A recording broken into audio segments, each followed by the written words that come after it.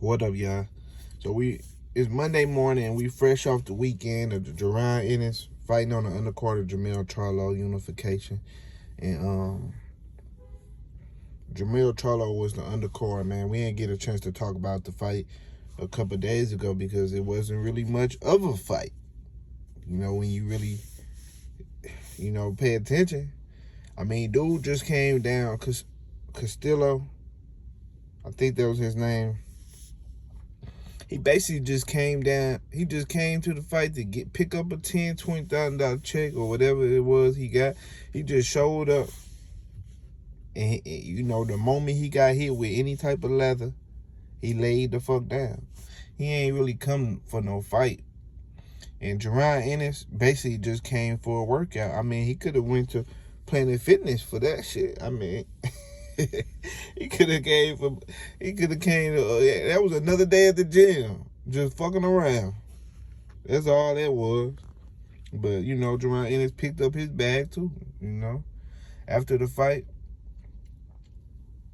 he didn't really call out Errol Spence to me. That wasn't really like a real call out. That was basically like, "What up, bro?"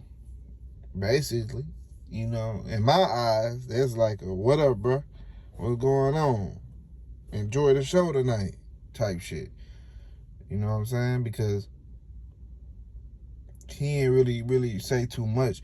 I ain't knocking him for it either. He ain't really say too much because he in the back of his head, this is what he's supposed to do. Call out Earl and Bud and all them. Everybody else, because he want to fight the best, but at the same time he know in the back of his head he ain't fighting Errol Spence at 147. Not because Errol Spence don't want to fight him or some shit like that, because actually Errol the only guy that actually acknowledged him. Keith Thurman act like he didn't know him. Bud ain't say too much. He ain't really say much, but he spoke on him still before. But Errol called him on FaceTime, told him, "You ain't ready," popping shit to him. You know what I'm saying? Even though he said what he said, that's still a level of respect to even call me. A lot of guys will act like they don't even know who the fuck you is. I mean, I could never see Keith Thurman back in the day calling Earl like, you ain't ready for one time or whatever the hell he wanted to say. He a corny ass dude, so whatever he wanted to say. He would have never called Earl on the phone and said anything. So it's obviously, you know what I'm saying, he fuck with you in a way, even though he know you a future potential opponent. But I seen the interview with Jaron Ennis saying that if him and Earl don't fight at 147, then he gonna fight him at 154. And I think that's exactly what's gonna happen, because it might be even 160, to be honest. It's just, if we thinking logical about it, just being real, man, it's not gonna happen at 147, bro. I'm not sure how many top opponents, Jaron even gonna get at 147. I'm not sure how many guys he gonna get, because Danny ain't gonna fight him. I just got a feeling that he ain't gonna fight him. Shine out the door.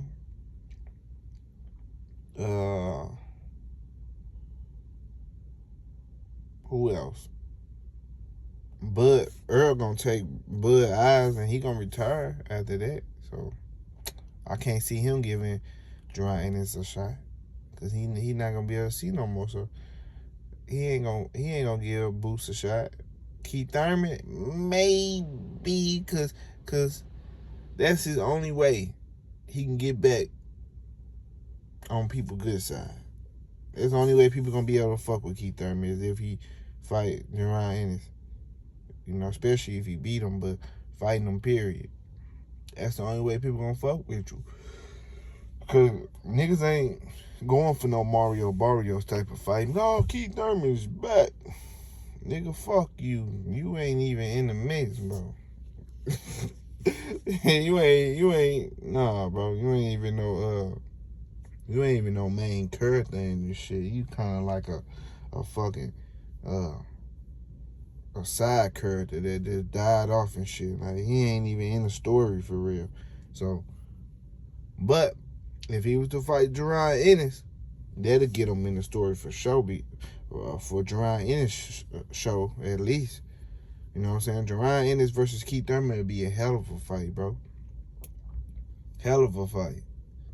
You know what I'm saying? I'm obviously gonna pick Jaron Ennis because his energy and his will and the fact that he, you know, I'm saying will because he got the young guy energy to want to be something in this shit. Keith Thurman don't want to be in it. So somebody who want it and somebody who don't want it, I'm always gonna go with somebody who want it over somebody who don't really want it for real. So, you know, that's my reason for picking Jaron Ennis, because Jaron Ennis ain't really show us much, to be honest. I mean, I'm a fan of him, but you can only say so he can beat so many people. You can't really, you know, if I hear somebody say Jaron Ennis gonna be Errol Spence, and you just speculating like me and everybody else, if we all just speculating and you turn around and say, man, Jaron Ennis gonna beat the fuck out of Errol Spence, then I know you either don't like Earl or you know, you got to be a hater, bro. You a hater, bro. Put it like that. Fuck all the other shit. You's a hater. Because he hasn't even went enough rounds to even show anything he even got. You know, especially shit the other night. He hit that nigga. Dude ducked down a little bit. He hit him on the back of his fucking head. They talking about it was the temple. He hit him on the back of the head. And that shit wasn't even that hard. And then nigga just fell. And said fuck it and rolled over and shit. Act like he was just so hurt.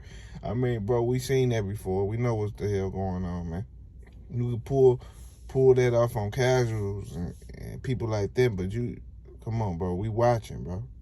He ain't want no smoke. So, Jaron Ennis need to step up in competition and get in with one of these guys who gonna test him at least a little bit. I mean, where the fuck is Joselito Lopez, man? They supposed to been feed him to him. That was supposed to been going down. Who else?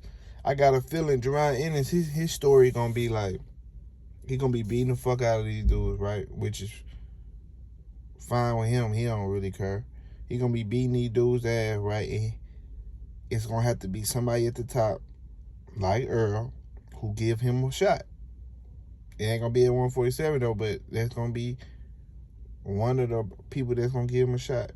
You know, unless Showtime forced Keith Thurman to get in there with him, because that's the only thing he got anyway. Because he ain't gonna get the winner. Earl and Bud. I'm talking about Keith Thurman. Keith Thurman ain't gonna get the winner of Earl and Bud.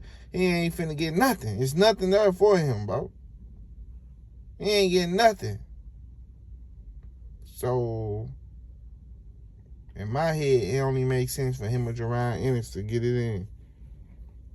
You know what I'm saying? But other than that, man, y'all let me know what y'all think on that, man. Y'all hit that like button and subscribe to the channel. You ain't subscribed already.